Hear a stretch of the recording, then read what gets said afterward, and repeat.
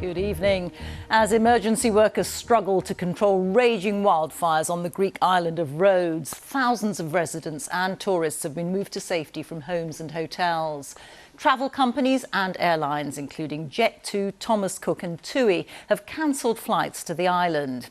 And here the Foreign Office has said that it's sending a team to support British tourists. Our correspondent Jenny Hill reports now from Rhodes.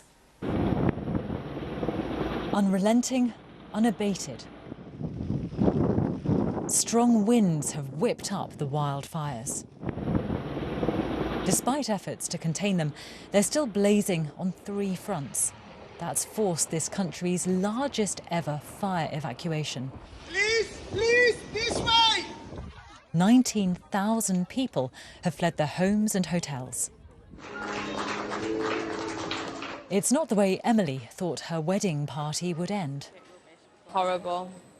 It's just like the sky was just black, and then it was just like we were just getting rained on with ash and all sorts, and then it was just not nice. Then we had to come home a week early.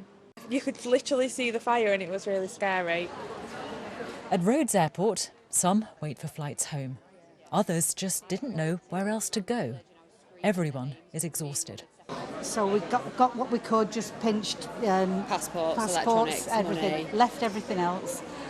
Go down and everybody onto the beach, and you just tell you to walk and walk and walk away. Well, my husband wasn't very well, so we told these guys to just carry on, just go. So we had to leave them on the beach and we had to keep walking with the idea that if the fire came down to them, they'd pretty much get in the sea and hope for the best. As we filmed, the Greek tourism minister arrived at the airport. A small part of the island has been affected. Everything else operates very regularly. So, at this point, we just want to make sure that everybody's safe and that whoever needs to get back home can get back home safely. British holiday firms have now cancelled inbound passenger flights. Instead, they'll send empty planes to bring people home.